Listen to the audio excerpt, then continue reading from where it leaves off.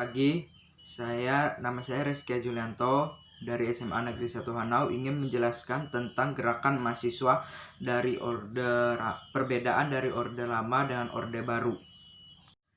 Gerakan mahasiswa Orde Lama pada Orde 1945 sampai dengan 1965 muncul berbagai organisasi ekstra kampus yang muncul seperti Himpunan Mahasiswa Islam HMI pada tanggal 5 Februari 1947 yang dimotori oleh Lafren Pen. Organisasi ini bermunculan seperti Gerakan Mahasiswa Nasional Indonesia GMNI dengan landasan ideologi Marxisme Soekarno, Gerakan Mahasiswa Sosialis Indonesia atau GAMSOS yang lebih cenderung ke ideologi sosialisme, dan yang penting menjadi sorotan adalah munculnya kontrak Gerakan Mahasiswa Indonesia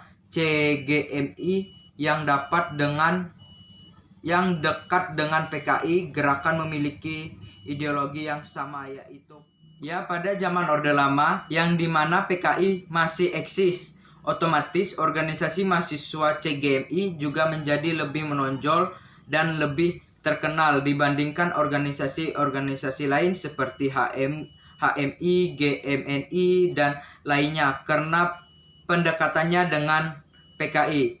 Sebagai organisasi turunan dari PKI, CGMI lebih sering mengakomodir kepentingan politik PKI yang sering berkompetisi dengan gerakan mahasiswa lain, sehingga ini menjadi awal perpecahan gerakan mahasiswa.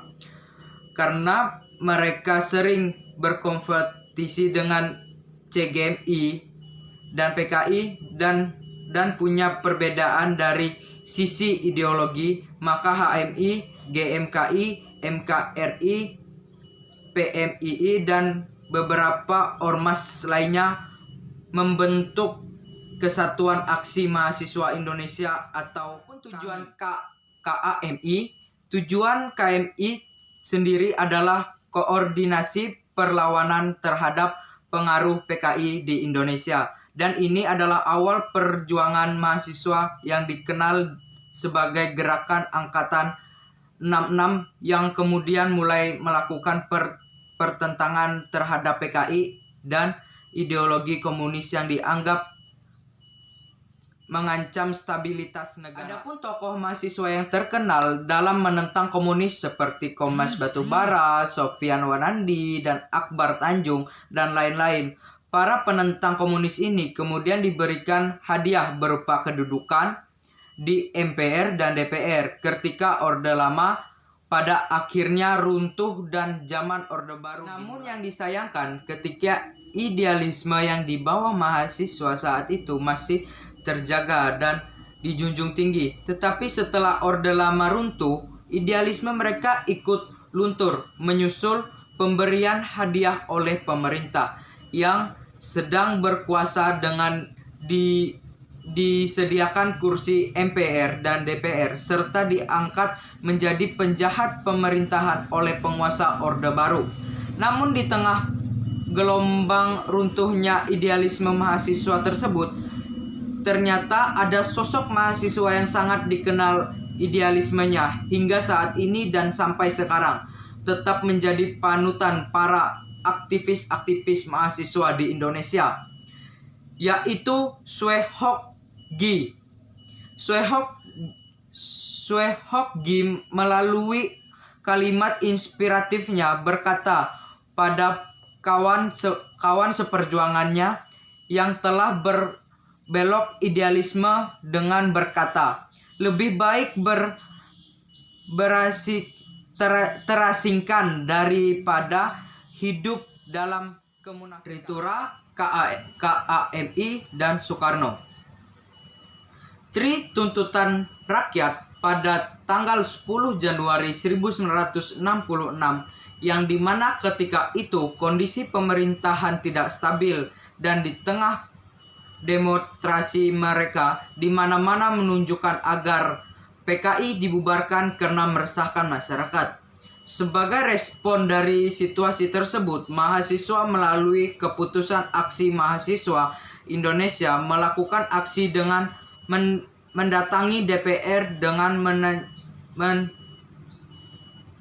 meneriakan tritura yang isinya pemerintahan didesak untuk membubarkan PKI dan ormasnya. Kemudian melalui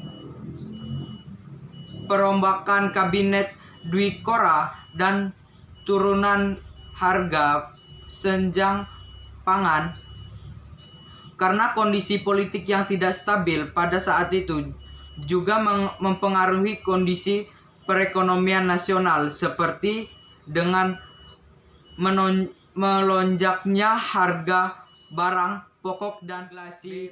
KAMI kemudian diperintahkan kembali pulang ke Jakarta. Tetapi di sisi lain, mahasiswa merasa belum menemukan konsensus melalui pertemuan di Bogor itu. Mahasiswa kemudian mengambil sikap tidak akan pulang sebelum PKI dibubarkan. Kemudian Kommas dan beberapa mahasiswa menemui Soeharto dan menjelaskan bahwa mahasiswa tidak akan pulang sebelum PKI dibubarkan. Dan Soeharto menjawab kepada Kommas bahwa PKI sudah dibubarkan dan mahasiswa silahkan bubar. Beberapa waktu setelahnya, tepatnya pada puncak pengulihan Soeharto melalui surat perintah 11 Maret, Soeharto kemudian mengambil tonggak kepemimpinan ke presiden, dan peristiwa ini menandakan akhirnya dari Orde Lama dan awalnya dari Orde Baru yang dipimpin oleh Haji Muhammad Soeharto. Orde Baru berlangsung dari tahun 1968 hingga 1998. Dalam jangka waktu tersebut, ekonomi Indonesia berkembang pesat meski diberangi dengan korupsi yang merajalela. Hampir selama 32 tahun gerakan mahasiswa berusaha dibungkam oleh rezim berkuasa, yaitu rezim Orde Baru atau yang biasa dikenal masa demokrasi Pancasila. Rezim Orde Baru melarang mahasiswa tampil dalam panggung politik baik kampus maupun nasional. Dan mahasiswa Indonesia banyak terlibat dalam perjuangan dan ikut mendirikan Orde Baru. Gerakan ini dikenal dengan istilah Angkatan 66. Gerakan ini berhasil membangun kepercayaan masyarakat untuk mendukung mahasiswa menentang komunis yang ditukangi oleh PKI. Setelah Orde Lama berakhir, aktivitas Angkatan 66 pun mendapat hadiah, yaitu dengan banyak yang duduk di kursi DPR atau MPR serta diangkat dalam kabinet pemerintahan Orde Baru. Pada masa ini, ada seseorang aktivis yang tidak peduli mau dimusuhi atau didekati. Yang penting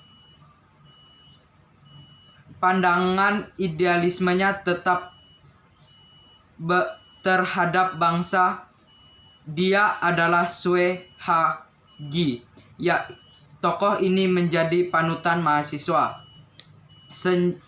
Sejak dikeluarkannya UUD nomor 15 dan 16 tahun 1969 tentang pemilu dan tentang susunan dan kedudukan lembaga negara, maka dari sinilah mulai nampak keinginan politik elit penguasa untuk menghimpun kekuasaan dan meraih kemerdekaan mutlak pada pemilu yang sedianya akan diselenggarakan pada tahun 1971 ternyata baru dapat dilaksanakan tahun 1971 karena usaha penggalangan kekuatan lewat golongan karya atau disebut dengan Golkar memerlukan waktu yang cukup lama. Adapun aksi pada tahun 1970 sampai 1974, seiring berjalannya waktu, tidak selamanya mahasiswa satu paradigma dengan pemerintah. Jika generasi tahun 1966 memiliki hubungan yang erat kekuatan militer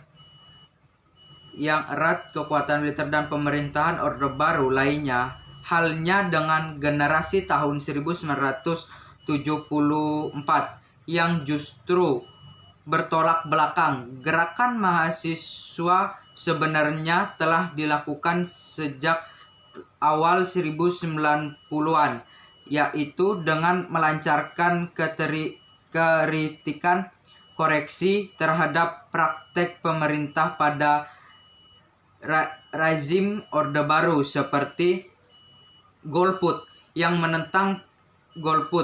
menentang pelaksanaan pemilu pertama pada masa Orde Baru pada 1972 karena Golkar dinilai curang.